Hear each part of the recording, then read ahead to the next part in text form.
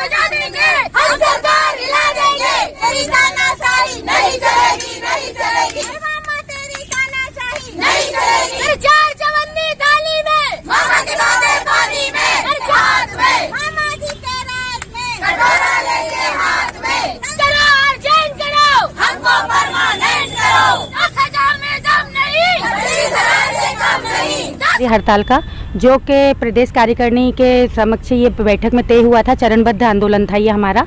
आज हमारे हड़ताल का आखिरी दिन था, लेकिन कल शाम को हम लोगों ने रैली निकालकर ज्ञापन कलेक्ट्रेट तक दिया था।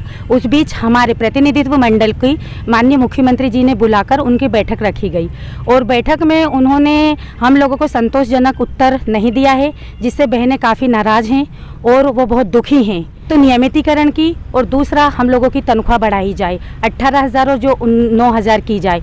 वो तो माननीय मुख्यमंत्री जी ने उस पर तो केवल सकारात्मक उत्तर दिया है कि सोचेंगे। बहनें बहुत दुखी हैं, हम बता नहीं सकते हैं कि बहनों का दिल इतना रो रहा है कि उन्हें अपने भाई से इस प्रकार की उम्मीद नहीं थी। हमारी एक भी मांग पूरी नहीं हुई है और हमारी सारी बहनें ऐसे माहौल में, ऐसे मौसम में आकर यहाँ पर इतने दिनों से धरना प्रदर्शन दे रही थी, लेकिन जो उन्हें उम्मीद थी एक भाई से, जो बहनों को उम्मीद रहती है कि एक भाई अपनी बहनों को कभी निराश नहीं करता, लेकिन मामा जी ने ऐसा कोई कर्तव्य नहीं अपना निभाया, एक भाई होने का कोई धर्म नहीं निभाया कि अपनी बहनों के साथ वो न्याय करते। उन्होंने हमारे साथ सरासर अन्याय किया, हमारा जमकर शोषण हो रहा है, क्योंकि हम लोग हैं ना बिल्कुल इतनी तरीके से हताश और निराश हैं कि हम बता नहीं सकते। हमारे घरों के अंदर हम हमारा घर कैसे चला रहे हैं, हमारे बच्चे कैसे जी रहे हैं, मतलब कितना दयनीय जीवन जी रहे हैं, हम आपको हर बात तो खोलकर नहीं बता सकते। लेकिन ये एक समझने वाली बात है कि 5,000 में क्या हो सकता है। क्या हमारी गाड़ियों में क्या हमें पेट्रोल नहीं डलवाना पड़ता, क्या हमारे बच्चे खाना नहीं खाते, क्या हमारे घर का हमें किराया नहीं देना पड़ता, क्या हमारे घर सिलेंडर नहीं भराता, क्या हमारे बच्चे स्कूल नहीं जाते। हमारे घर में कौन सा ऐसा खर्चा है जो बाकी सबके घर में होता है और हमारे लिए अलग से सस्ती चीज़ें कर दी गई हैं कि हमारे लिए कोई आरक्षण हो। हमें भी तो वही खर्चा करना पड़ता है, फिर हमारी तनख्वाह क्यों नहीं बढ़ाते?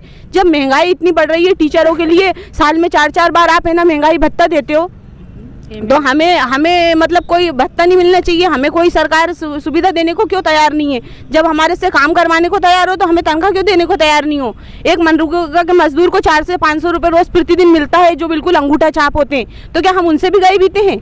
यार हमारी एक भी मांग पूरी नहीं हुई है। माँ जी से इतनी उम्मीद थी कि ये हमारी उम्मीदें पूरी करेंगे, लेकिन हमें उधर से भी निराशा मिली है। कम से कम एक मांग तो पूरी करते, हमारी सैलरी बढ़ाते, हमें नियमितकरण करते।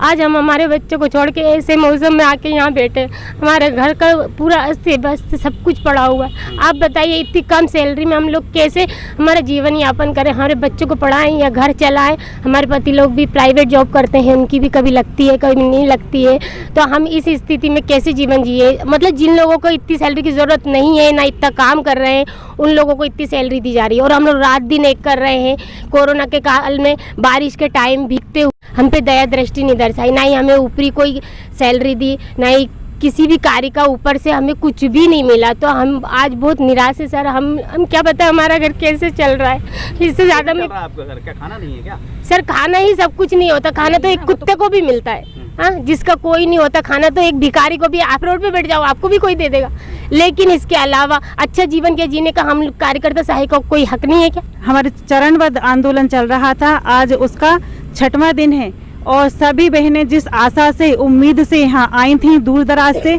उनकी उम्मीद पूरी नहीं हुई है। इस कारण से हम लोग प्रदेश स्तर पर अब धरना रखेंगे। ये हमें सभी बहनें यहाँ से दुखी होकर जा रही हैं।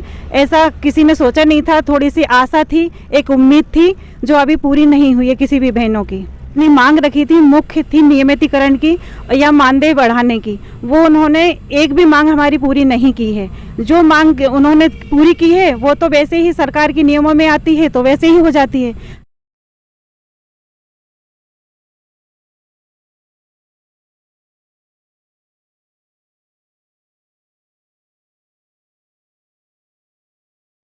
क्या हो रहा है आपके मध्य प्रदेश में? हर खबर से अपडेट रहने के लिए आदर्श न्यूज चैनल को अभी सब्सक्राइब करें और आप हमें अन्य सोशल मीडिया हैंडल पर भी फॉलो कर सकते हैं।